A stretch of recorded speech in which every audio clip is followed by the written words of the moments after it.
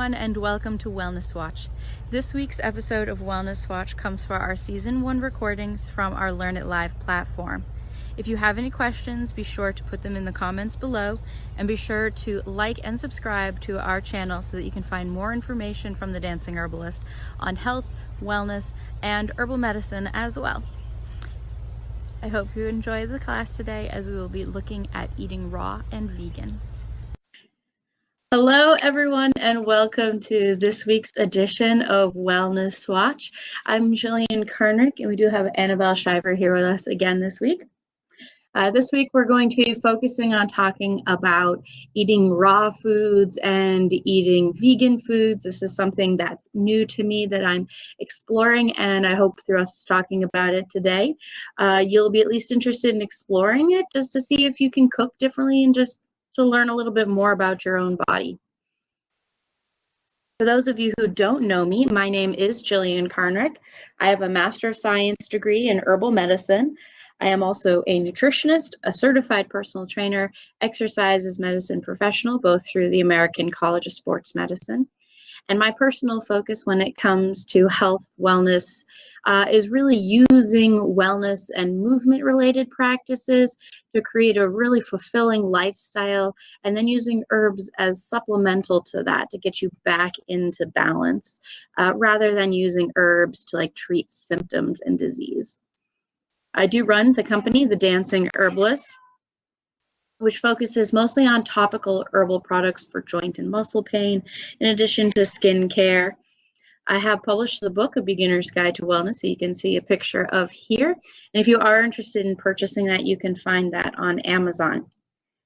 I do provide consultation services as well in the areas of nutrition, movement, and herbal medicine if you're ever looking for customized support with myself or one of the other herbalists associated with the Dancing Herbalist.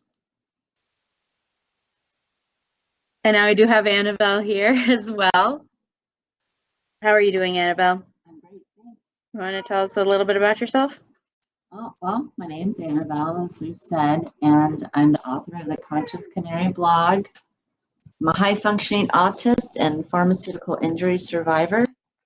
I'm also an avid plant-based food explorer and a home herbalist and health advocate. So I'm always excited to join, and being that the topic today is eating raw and vegan, it's one of my many passions, and I look forward to chatting for the next hour about it. We do have a lovely little guest that's come in, wants to say hi to everybody. It's my cat, Artemisia. So if you hear her throughout the session, it's not a small child crying. So we're mostly talking about raw and vegan foods today, and I chose as an experiment for this month to actually be vegan for a month to mostly see what I had to change when it came to my cooking strategies, but also to see how my body reacted to it. Now I've been vegan for almost 2 weeks now, so I chose to do this now. So I have a little bit of experience now in how my body's reacted. And one of the things Annabelle and I have been talking about is some of the detox symptoms that I've been experiencing. And it's interesting. I consider myself to have a pretty healthy diet. I mean, I'm not perfect, but I don't get a lot of additional colorings and preservatives and things like that. But I've definitely still noticed some detox symptoms. Right. So raw and vegan diet, well, a healthy vegan diet, there's actually, to differentiate between vegan diets, there's what I call junk food vegan diet, and then a whole food vegan diet, and they're entirely different. So I find it very interesting that the whole food vegan diet does tend to expose weaknesses and areas of toxicity in our body, and it's amazing the level of detox that takes place, which you're experiencing right now.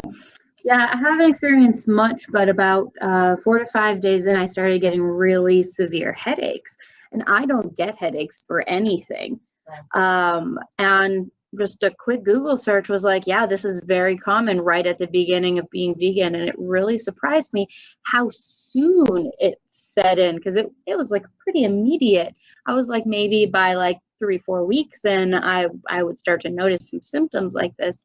But it was 4 days in. I was like, that's how fast my body's detoxifications really started to switch and actually to start noticing a difference. And I was surprised. I think it's really because this is a very, for the most part, as long as you're not eating a ton of fat, it's a pretty astringent diet. It's a pretty cleansing diet. When you think about salads and things like that, Mhm. you know, they clean the wall of the colon, and fruits, of course, are really high in astringent. So I think sometimes we get a little stagnant and we don't even realize it. And then when you sort of put oil in the tank, you start to realize, you know, that things were a little backed up.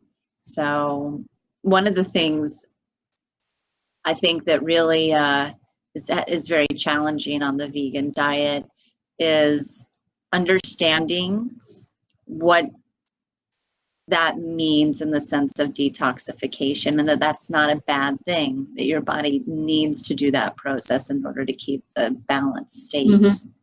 So it can be a little overwhelming. Some people that have a really high level of toxicity experience some pretty intense detox symptoms, especially mucus related. Yeah, I was noticing maybe about actually probably a day or so after the headaches that I was feeling kind of like my forehead and my sinuses was really opening up. And I'm wondering if that was like a release of the headaches as well, like if there was a relation there, because it was the same part of my head that I was experiencing those. And were there other like mucus related symptoms that Yes, there can be some really heavy mucus release. And some people develop acne during that a little more intensively, especially in the beginning. Some people think, you know, have sort of almost like flu-like symptoms. I have been having kind of like a constant dripping going on. Right. So it definitely, especially whenever you first sort of switch over, and especially if you do consume things like dairy. That's something we've talked about. I haven't done dairy for a long time, but when I first came off of dairy, I definitely had a lot of mucus release. Which is interesting because so many people think dairy isn't what's causing all of their mucus. Right. So like, because dairy causes so much mucus production, and as soon as you stop dairy, you have more mucus production as you're getting those molecules out of your body. So it's kind of counterintuitive.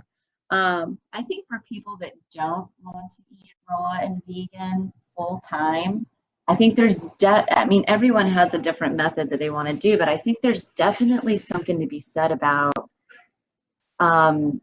doing an occasional dip into it just to kind of clean up a little bit. Yeah, I feel like that's my choice right now. And something that's been on my mind is possibly after this month of being vegan, being vegetarian for another month after that, to kind of ease myself back in. And that way I can also do a little bit more food trials, like testing each thing and see how they feel to me. Because I mean, I miss eggs. And I'm going to be traveling to Florida in March. So I'm like, well, I got to have my seafood back. Right. So trying those out and seeing that transition, I think, is going to be very interesting. I'm excited to hear how it goes. Yeah, I am too. So we talked a bit about the detoxification things. Let's actually go back a little bit and talk about what things are involved in being vegan and being raw, because they're definitely not the same. And when I watch you cook, and I know you are raw vegan for the most part, and it was very much in my head the first few days that I was cooking like you cook, and I'm like, wait, I'm not being raw. I can actually cook things too. Right. I had to like flip my brain over a little bit. They're not the same, but there are a lot of similarities as well, and differences. You want to tell us a little bit about what each one of those means to you? Because everybody has different definitions. Everyone has different definitions, and I think that's like really super important to acknowledge, like straight out of the gate. So some people are vegan for various different reasons. Some people quantify it in different reasons. Some people think or say that, you know, if you eat figs or if you eat honey, you're not eating vegan. Personally, I don't really get tripped up and caught up in so much of the like definitions that people have. But I think one way to, you know, in between the vegan and vegetarian, the big difference is the dairy and egg consumption. I think that's really one of the big lines of demarcation in between the two. So, but there's all kinds of different levels of vegetarian plant-based eating. And it's interesting. I mean, I don't even really know what to say sometimes because I'm like, well, technically I'm not vegan. Because you have honey. Because I have honey, and you know, so but for me, I just do what works for me. And as you know, I'm going through a medical detox, so that's the whole purpose of what I'm doing. But you know, I think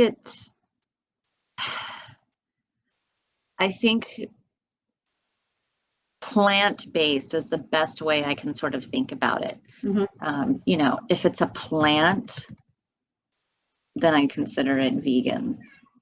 So, or, you know, or vegetarian or what have you. So I almost, well, plus there's a big vegan movement, and there's a lot of people that fight in between these movements, and I'm not really about that. So, I tend to just think of it more as a plant-based whole food diet. But again, talking about that difference, like there really are a lot of unhealthy vegan eaters. Oh, definitely. So in general, my definitions, I generally say that someone who's being vegetarian is not eating flesh of animals. Now, there are definitely many vegetarians that will eat fish, and they're more specifically called pescatarians. But the phrase vegetarian, even in other countries, doesn't mean the same thing. Right.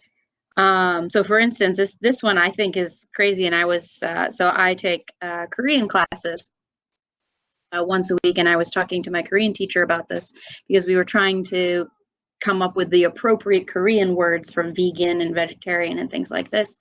And I was like, well, vegetarian, I know in Korea does not have the same meaning, because vegetarians in Korea definitely eat fish. It is definitely included. And many vegetarians in Korea even eat pork. Yes. And it's because it's basically vegetarian to them means no beef and chicken. Right. So there's all these different variations. Right. So generally then, at least in the United States, a vegetarian would not be having animal flesh. But then a vegan would not have animal flesh or products. So that would also mean dairy, which is coming from the cow, honey, which is produced by bees. Right. I don't know, what are some other ones? Eggs, because they're produced by chickens. And there is a discussion about figs being vegan or yes, not. And the thing around figs is that figs are pollinated by a specific kind of wasp. So many times, to do so, the wasp flies into the fruit where the flowers are to pollinate them, and then the wasp, in theory, flies out. But they don't always have the capability of flying out, and they've just pollinated the inside of the fig, which will then turn into a lovely, delicious fruit. Right. But the wasps sometimes will stay inside of the figs, and you will sometimes have wasps in your figs. Right. And there's no problem with eating those wasps unless you're a vegan and decide that that's a food that you're not eating. Right. My personal debate when it comes to being vegan is I definitely understand the honey and the figs as possibilities, but I personally am in debate around probiotics. That's a big area of debate. Yeah, because probiotics are the bacteria that live in our digestive system, and we get them in our digestive system by eating fermented foods that have been fermented by the bacteria. So this could be things like kimchi or sauerkraut, yogurt, but now we wouldn't be having yogurt as a vegan anyway because it's a dairy-based product, unless you're having a dairy-free yogurt. Right. And there's definitely ways to do fermentation on the vegan diet. Oh yeah. The question is it appropriate? And some people choose yes, and some people choose no. And see, I don't take probiotics, and I don't eat fermented food. I rely, but I also am probably, well, I'm less vegan, more fruitarian. So the fact that I take in so much fruit that's natural gut modulators that are prebiotics that kind of switch over to that area inside of our bellies, sort of, it covers me personally, but it probably doesn't cover, the average vegan. Yeah, you have to really. I am choosing to have probiotics. Right. I am eating fermented foods on this. I have some fermented pickles and some fermented kimchi, which if you want to learn how to make them, those recipes are all in my blog, so you can find those there.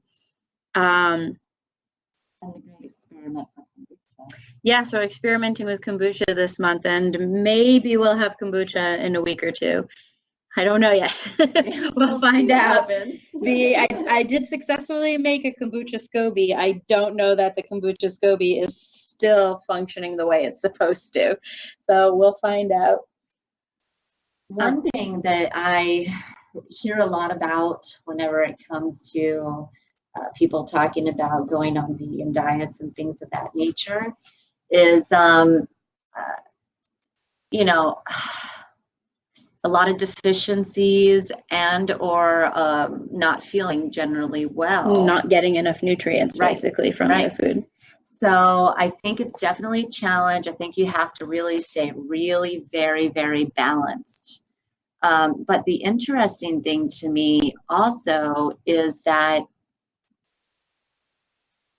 the primary foods that are genetically modified are on the vegan menu. It's true. Soy, wheat, corn. And I think this really perpetuates a level of people not being well on the vegan diet. Yeah.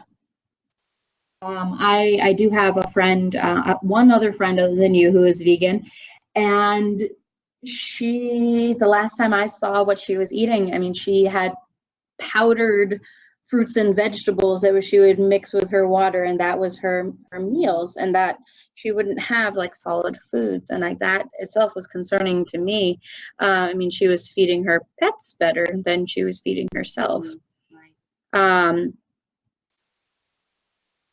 You have to find proteins.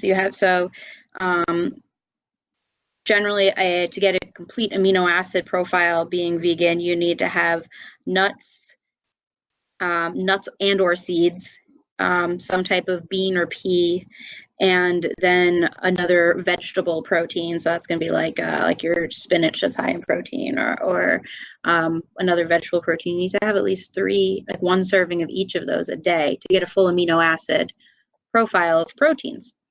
And it's very easy to not get all of those areas.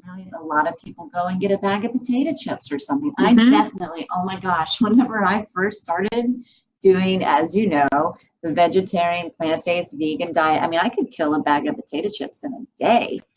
And of course, my rationale was I'm severely underweight. This is perfectly acceptable.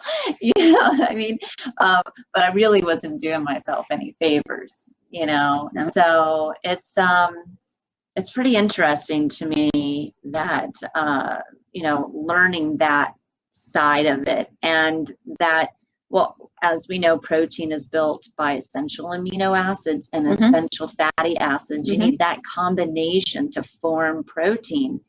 So if you're not getting a good balance of, fruits and veggies and green leafy vegetables and nuts, seeds, things of that nature. You really need to get your 5 a day. Right. And it's interesting because I think you eat more meals. For me, I eat more on, a vegan diet than I probably would if I ate cooked food, or when I ate cooked food. I almost didn't need as much food as I do, you know, for me to get full. And I think that's another challenge that people have on vegan diets. Let's talk about being raw for a little bit, because you just brought that up as well, because there's a big difference between eating cooked foods and non-cooked foods. Right. So how does your body feel different when you're eating cooked foods versus non-cooked foods? Well, cooked foods definitely slow me down. For me personally, it's one way that I ease my detox a little bit, because it slows things down for me. Do you think the average person has that kind of experience though? No, I think ultimately in the sense that it takes longer to digest cooked food than it does to digest raw food. Fruit. That's not the standard belief though. Of course it's not. Most of it's not. But I mean, take like an apple or a banana. That takes 30, max 60 minutes to break down inside the digestive system. But a cooked meal takes an hour and a half to 3 hours, depending on your level of digestion, you know? So I actually, that's something I encounter a lot whenever people talk to me about raw eating. They say, oh, isn't it harder to digest raw foods? Because that's a misconception that I definitely thought as well. I thought it would be harder for me to digest, but I just digest it right on real quick. And, you know, even if I eat a big salad or something along those lines, I have to know that or have something to know that in the next few hours, you know, I might want a little snack. So a theory that's coming to my mind right now, just talking about the speed of digestion, so to say, is that a lot of the foods that the average person is going to eat when they're eating cooked foods are going to be grains and proteins. And those, if they were raw, would take significantly longer to break down. So right. I think it's not just the cooking, but the what foods you would be eating. So because if you're just having the vegetables and the fruits and grains, maybe like corn, for instance, things that are already like easier to digest, the cooked food is going to take way longer to break down that same kind of food, because exactly what you're talking about. That's so true. So you really have to think about exactly what you're eating. Yeah, which foods it would be. And I think that also is why people experience a lot of digestive like symptoms, a lot of bloating and things of that nature. Yeah, because of combining foods that digest at different rates inside of the gut. So that was something I experienced, and I started experimenting down that line when I did raw, because at first it was difficult for me. I mean, I would get swollen belly or something like that, and then I started learning like, oh, putting proteins and starches together, not a good idea, you know. Now, I mean, it's wonderful to do occasionally, but if you're really having issues and you're struggling digestively, it's a good rule of thumb, I think, to be careful for that. So being raw, though, I don't know. It's definitely a very amazing experience. One thing I didn't really understand was the level of energy, the difference in energy levels that I would have on a cooked food diet as opposed to a raw food diet.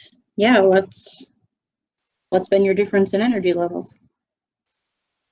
It's scary sometimes how much energy I can have on a raw food diet, especially when I'm doing heavy fruit. I get a lot of energy, and I almost have to eat something cooked to sort of slow me down. How long have you been raw now, or working on being raw? Well, I really started about a year ago, but probably the last 6 months is when I've really been going. And the last 3 months, I've gotten up to 95% raw. So I just keep going as I get to that 100% mark. But the further I go, the more I notice the energy that I have. Now, you're mostly being raw because you are working through a very large detox process for yourself. Right. Do you think the average person would benefit long term from being raw like this? I think if it were incorporated, yes. And what do you mean by incorporated? Well, so maybe not being fully raw, but you know, this is all a personal choice. But I think there's something to be said for, you know, there's that warrior diet, fruit before four, things of that nature. Bringing the raw diet into the fold, and maybe eating the first part of your meals of the day raw, I think is a really good way to start. I try to advocate. I'm like, hey, start your day with fruit. Get a lot of good energy, then have a salad, and then start bringing the other stuff in throughout the other part of the day. Whenever you're done with work, you want to kind of slow it down a little bit.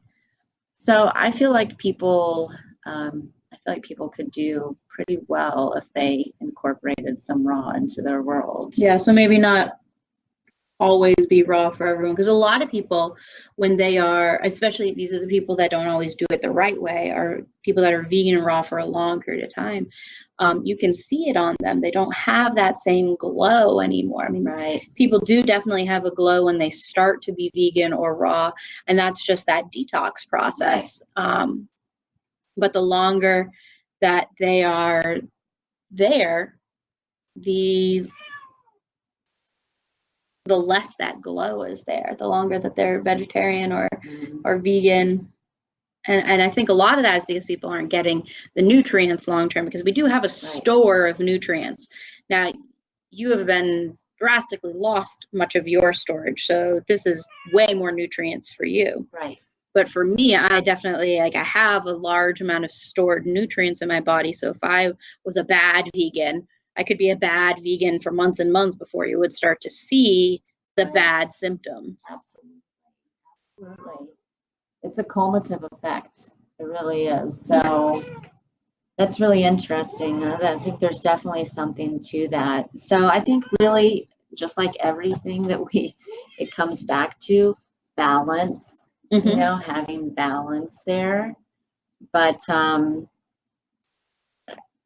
would say, at least in our culture, in our society, the way I see things is we eat way too much cooked food, and we eat way too much protein. You know, when you think about it, people are having bacon, and, you know, they're having meat 3-4 times a day, and dairy every single day. And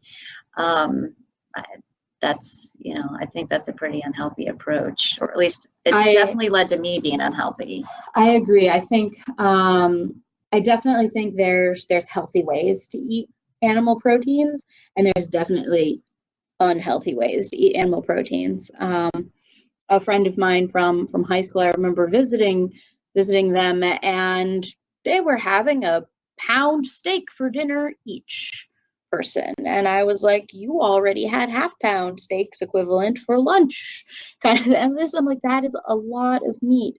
And when you get to that, especially if it's cooked in a way that's very charred, it can be very dangerous if you're having that long term, because that black charring on meat can be cancerous. No, not cancerous itself, but like carcinogenic.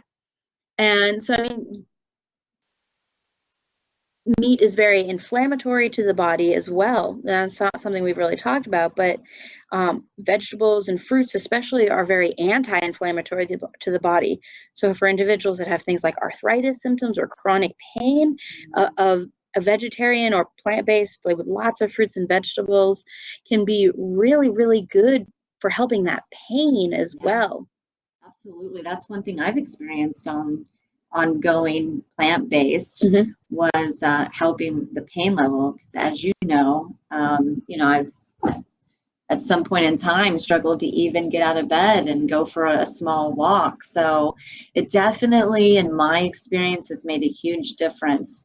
So, and if someone doesn't want to do it full time, like we said, I think there's definitely a case for saying, you know, incorporating this could be a really well-balanced approach, because on each side of the spectrum, you can have an unhealthy diet. Oh, yeah. You know, so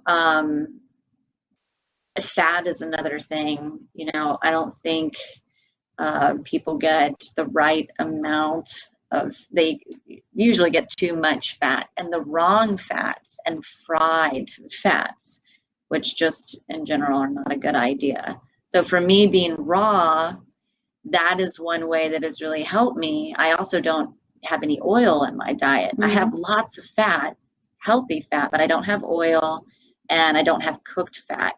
And for me personally, that's made a really big difference. The biggest thing that I've been using for like supplemental fats, since I started doing my vegan trial 2 weeks ago. Now, I always have flaxseed oil that I add to my morning smoothies that I make, but I've been having a lot of peanut butter. And I keep laughing because I'm like, I didn't like, I'm always about the almond butter. And I'm just like, no, I really like, I think it's that different level of iron content that's in peanuts that almonds don't quite have the same amount, I don't think. That I've really been driven towards. But I mean, the peanuts are just gently toasted so that they just change in flavor so they don't have the raw taste to them. And then they're just blended up with olive oil. So I'm getting the nice olive oil in addition to the fats of the peanuts. Now, they're not ideal, but the fact that I'm starting with raw peanuts and just, I know how much heat they're getting, and I'm not getting commercially processed peanuts and things like that. I think it's making a big difference. And I find it's a fat that's working well for me right now because I'm feeling satisfied but not heavy after I eat it, because definitely with many fats, like personally, while I like coconut oil, I feel very heavy after I have coconut oil. Wow. Yeah, I did too. So that's interesting. Coconut tends to be heavy to me anyway in general. I mean, sometimes, at night, like last night, I did have my one cooked meal a week. I usually have one cooked meal a week. And last night I had a sweet potato corn soup that I made homemade coconut milk and put it in. Homemade coconut milk. Yes. Nice. So it was, I'm like, whew. After a whole week of eating no cooked food, that's definitely a heavy, heavy meal for me. So the coconut, I think, that makes sense to me because I sort of have the same experience. But since I tend to eat fats in the evening, I feel heavier almost any time I eat fat. But it's a good heaviness in the sense, like sometimes it's like satisfied, like a nice weighted blanket is on you. Right. Yeah. Or, and it definitely helps with pain levels, as we know. So at night. Coconut oil? Or fats. Yeah, fats in general. So I started finding as I was going raw, I would get really hungry in the middle of the day as I would transition over, and I would eat cashews or, walnuts or something like that. And I would be like, oh, now I feel like I need to go kind of take a little bit of a nap. So then I started experimenting and just doing them in the evening. And I was like, oh, this is a great way to get a wonderful night's sleep, So that's been what I've noticed. Yeah, a lot of that kind of thing is really listening to your body and paying attention to how you feel when you eat different things. Because for me, actually this past week, I've really been going for the apples and peanut butter right before bed. That's really when I keep going for it. But usually I like to have grains right before I go to bed, because for me, it's that same thing that it's harder to digest the grains. So I get tired when I digest them. So it makes it easier for me to fall asleep. But just paying attention to that sort of thing is really like the first step to figuring out what foods work best for you and what ways you should be eating. Now I have a little bit of a project for us to work on for a few minutes. But I wanted to let everybody know, because we do have a few people that are here live with us. If you folks do have any questions as we're going through this, please feel free to type them into the chat window, and we'll be happy to chat about them. Our focus today is on vegan and raw eating, but we are not limited to this if there's other things you wanted to be talking about. But if you are enjoying this program and want to see it continue, we do have a Patreon page, which you can see on here. And you can join the Patreon and get access to additional blogs and things through this month. I am posting recipes that are all vegan, and content as well about my experience being vegan this month. So you can find some information on that there. But the Dancing Herbalist does also have some free newsletters. You can purchase herbal products through thedancingherbalist.com. And we have some other classes as well on our Learn It Live program that you can check out. Some are free and some are paid as well. So if you are looking to learn how to cook, that's one that a lot of people are interested in right now, because we are talking a lot about food. On our Learn It Live program, we do actually have a class that's called Spice Up Your Cooking. And that's basically teaching you how to start learning to cook and food combinations and like how to actually prepare a meal, basically. But with preparing a meal, I have a bit of an adventure this weekend. I am going to it's the equivalent to a dance marathon. So for basically 2.5 days, I will be at a place with minimal food refrigeration, where I have to have all of my food, that I have to bring all of my own food, and I won't really have a way to cook any of it. So this is a great time. This is the perfect time to explore being raw. Now I am either going to be bringing a hot pot or a rice cooker, so I can have at least cooked grains, because I'm going to be doing so much cardio work that I'm going to need that extra energy in my body. And really, it's the carbohydrates that give you energy to like keep doing. And I need dense carbohydrates. So while the vegetables would be lovely, and I definitely want to have vegetables in there, they're not going to provide enough carbohydrate-based energy fast enough for me to keep going. So I'm going to be having some cooked grains in there too. But Annabelle, I'd love to hear some thoughts as to what I could possibly be doing, because one of the big issues is I'm going to have minimal opportunities for refrigeration as well. Right. Yeah, that's something that was interesting when you mentioned it the other day, and I was giving it some thought. I mean, obviously, you're going to be burning a lot of fat, a lot of calories. So I love cookies. So that might, be a wonderful thing to take along. But we also have all those wonderful nuts and seeds that we can make into those little power balls. You could make date coconut rolls to take along. I think if you do want to really focus on calorie-rich foods too. Yes. So, and ones that taste good, because I know when I go to events like this, because I'm doing so much exercise, my metabolism drops. Right. So I'm not craving food after 8 hours of dancing nonstop and having 8 more hours to go in the day. Right. I need something to stimulate my digestion. I need something that's going to taste good. That's going to get me calories quick. Cookies always do that. Yeah. Cookies do always do that. But the date coconut rolls are one of my favorite ones. What would you do to make that? I would just get a pound of dates. I would soak them, lightly. And then I'd save the water for my yummy banana. Right? Okay. Just saying. And then pureeing that up with some dehydrated coconut and some cinnamon you could add in there would be great. So I think that'd be wonderful. You could even put cocoa powder in there. So, and that's a nice energy boost, as you know. But, any of those nut butter bites type thing, I think would be really, really good to have along.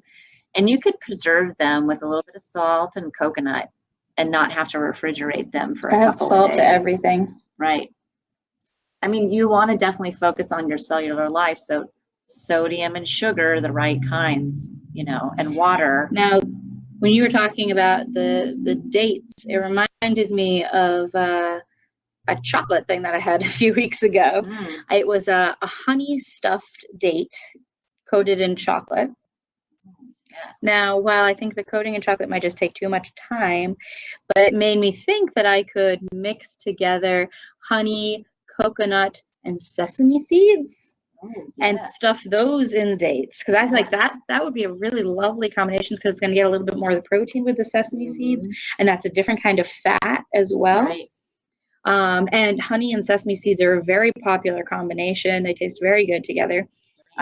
Very popular in was it German candies, I think that sounds right.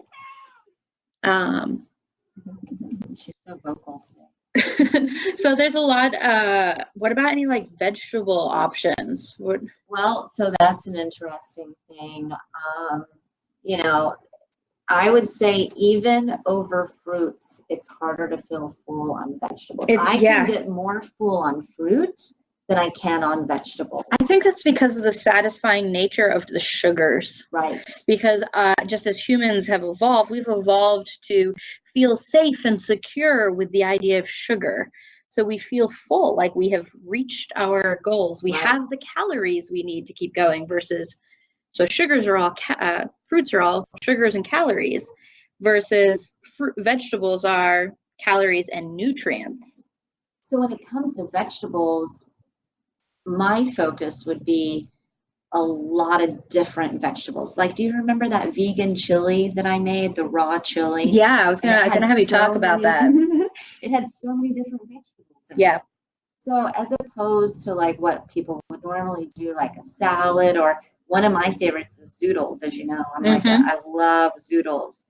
But you can make that with a cashew creamy sauce or something along those lines, because you don't really get a lot of calories from the zucchini.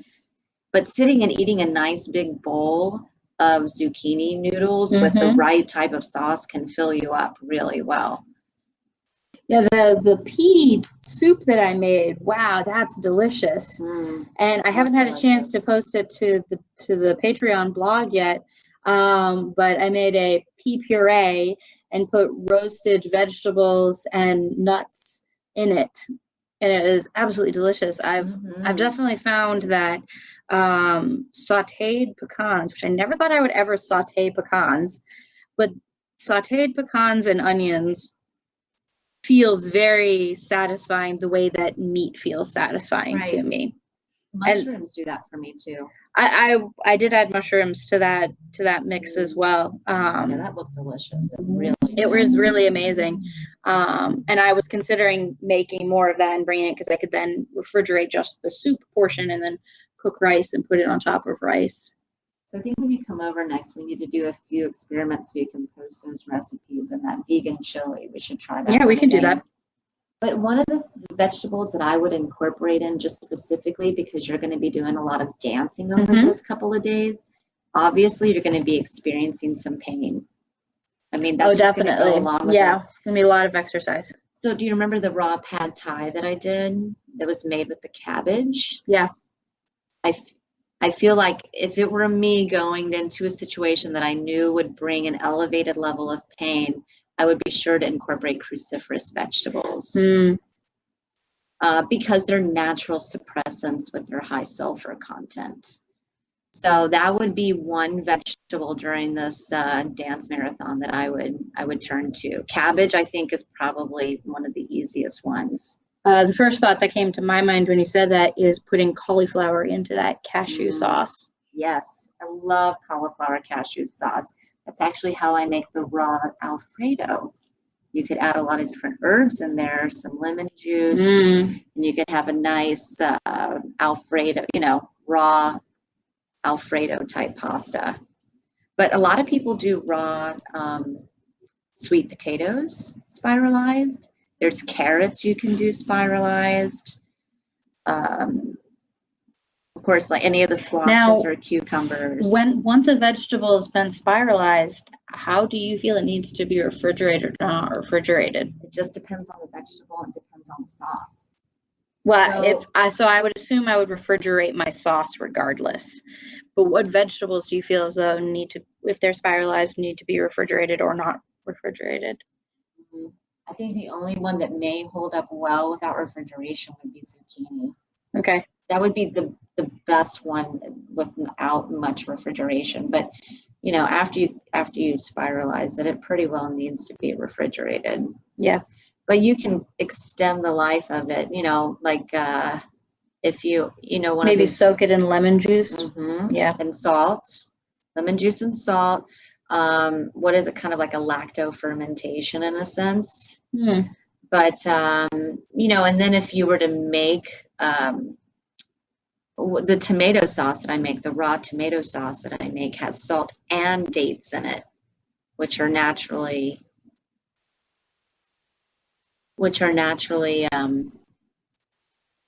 preserving.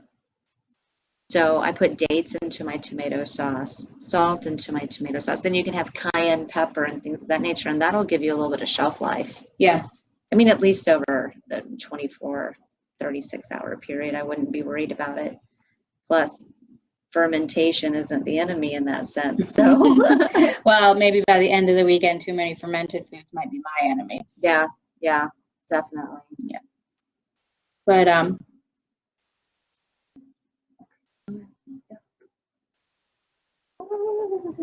so I think, the cruciferous, the fat, and really the fruit. And a calorie-dense fruit, you know, I would turn to papayas. Oh, I still haven't found a taste for papaya for myself. Do you know that? But mangoes, I can consider the mangoes. Now, have you ever tried papaya with lime juice? I still haven't had a chance to do that. I literally despise the taste of papaya until lime juice is put on it, and then I think it's one of the best things I've ever put into my mouth. I mean, it really is gross by itself. No, I mean, personally, that's how I feel about. I'm not a papaya alone fan. Yeah, but it is a really nice, hearty, you know, fruit. And then what of about course, persimmons? Ooh, persimmons would be good. Yeah, very good. And I would do on something like this where I know I'm going to be exerting a lot of energy, especially on the cellular level. Orange juice. I would take orange juice. And if I wanted to get really crazy about it, I would sweeten my orange juice, which already sounds insane, with dates.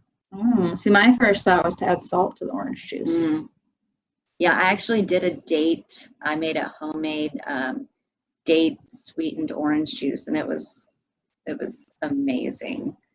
Very amazing. You know what's coming to my mind actually right now, that I want to put basil. Oh yeah, that sounds great. Into orange. I was like, that would be such a fun taste. Maybe thyme. Another way that you might be able to do it is infusing your waters and then using the fruits afterwards. What I have done in the past at these events is I have brought these like electrolyte tabs, so that would basically dissolve in your water. And because I can't drink just water, I can't drink it fast enough to, and it can't absorb it fast enough for how much we sweat at this kind of event. Right. So really getting those fast electrolytes in, and it's one of the places where I'm like, I go to the organic co-op and I get the ones from them rather than the cheapo ones from a conventional grocery store, so I feel a little bit better about it. But it's the one time where I feel okay about getting something that's more processed, because hydration is the biggest enemy. Just staying hydrated is my biggest challenge. Yeah, absolutely. At an event like this. So whatever is going to work fast is what I go for that. Absolutely. And then just taking along whole fruits with you, because they don't have to be refrigerated for those couple of days. And you know, one of my favorite fruits is super, super, super high in calories and everything wonderful in it, and it's bananas. So if I were going to be dancing, I would definitely take some. And bananas are definitely really important because of their potassium content, because if I get low in potassium, I'll start getting muscle cramps. Yeah, absolutely. When I have a lot of leg cramping and things of that nature, I up my banana intake, but you know, I eat a lot of bananas. You already eat a lot of bananas. I do eat so many. But so yeah, that's where I would keep a focus. And of course, maybe making some smoothies beforehand. Yeah, it was because I normally have been having protein shakes in the morning, and I've been doing this for a while now, just because it's harder for me to eat solid foods in the morning. My stomach's just not ready for it, usually at the speed at which I need to eat in the morning to get going. So my plan at the moment was to, because I'm not going to be able to bring my blender with me. Right. So and you use the blender a lot. I use the blender a lot. It's part of the way we cook. Right. And so I was going to pre-blend my fruits all together. And I was going to blend my oils in with that as well. And I also put vitamin D in as well. So I'm going to blend that all together and have that as something I refrigerate. Then the almond milk and the protein powder, the lovely vegan raw protein powders that I use, I can mix that together and pour some of the fruit mixture in and then just shake it and it's all ready to go. So that's my hope, that I'll be able to do that and that will work well, especially for getting breakfast things in the morning, because that'll be a nice boost of protein, boost of nice sugars from the fruits first thing in the morning. Then just, adding some superfoods into there. One of my favorite proteins is hemp seed. So that would be another one that I would really rely heavily on. It's, to me, in my opinion, it's one of the superior seeds because it doesn't have a high phytic acid content to it either. I think it's one of the things that's already in the raw protein powder. Yeah, I think I've seen a lot more hemp seed coming into stuff. So it really can, break into the cell wall a lot better. It doesn't have any of, like, with the phytic acid, it doesn't have so much restriction as some of the other nuts and seeds do, as far as getting the nutritional uptake value of it. Mm-hmm.